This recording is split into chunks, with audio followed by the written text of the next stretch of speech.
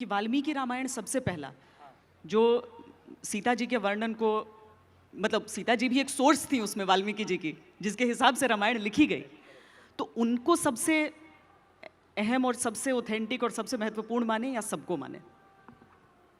हमारे पूर्वज ने ये जो शब्द है सत्य, इसके ऊपर बहुत बहुत चर्चा हुआ था, बहुत संवाद हुआ था। और हमारा सबसे प्राचीन स्क्रिप्चर कौन सा है? ऋग्वेद। किसी ने पढ़ी है ऋग्वेद यहाँ पे? यार अरे पीछे एक है, उनके लिए तालियां प्लीज। यार हमारी शिक्षा प्रणाली में सिखानी चाहिए ये सब, बहुत अच्छी बातें हैं उसमें। ऋग्वेद में एक बड़ा सुंदर लाइन है, एकम सत विप्रा बहुधा वदंती, truth is one but the wise man speak it as many. कि सत्य एक है लेकिन अलग अलग इसके पहलू हैं। तो हमारे पूर्वज ये मानते थे कि भाई कौन दावा कर सकता है कि उसे सत्य मालूम है?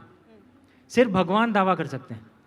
लेकिन हम सब तो भगवान है नहीं, हमारे अंदर भगवान हैं लेकिन हमने उस भगवान को अभी तक खोज के निकाला है नहीं। तो हम कैसे दावा कर सकते हैं कि हमें सत्य मालूम है?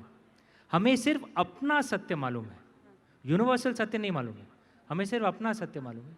ये एक नज़रिया है देखने। कुछ लोग तो आपसे इस बारे में इस चीज़ को लेकर नाराज़ हो गए थे कि आपने राम जी को एक नॉन वेजिटेरियन के तौर पर, कि वो शिकार करते हैं, जबकि एक क्षत्रिय राजा वाल्मीकि रामायण में तो है जी, लेकिन रामचरितमानस में नहीं है। अलग अलग पहलू थे। राम जी की कहानी शुरुआती हुई साइन ऑफ इक्ष्वाकु, उसके बाद सीता आ गई, अब तीसरा कौन आ रहा है? देखिए तीसरी किताब जो है वो रावण के ऊपर आधारित है, तो वो मैं लिख रहा हूँ और 2019 में प्रकाशित होगी, शिव जी की कृपा रही तो। चुनाव से पहले कि बाद में?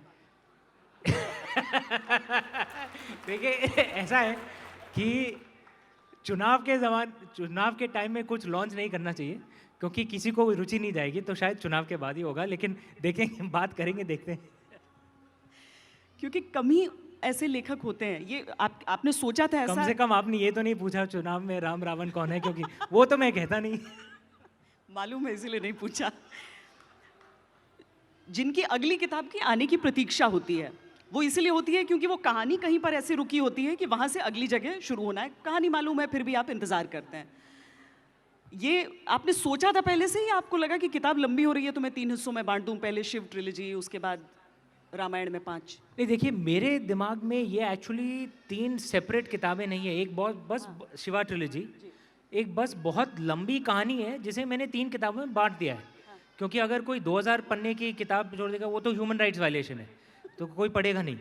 तो उसे बस कन्वीनियंस के लिए बांट दिया है 3 किताबों में। और रामचंद्र सीरीज़ भी बेसिकली 5 किताबें हैं लेकिन एक बहुत लंबी कहानी है जिसे कन्वीनियंस के लिए मैंने बांट दिया है। लेकिन मेरे दिमाग में, मेरे जहन में तो बस एक बहुत लंबी कहानी है, बस अलग अलग किताबें नहीं हैं। और उसके बीच में आपने एक दूसरी भी किताब भी लिख दी जो कि दरअसल आपके विचार हैं।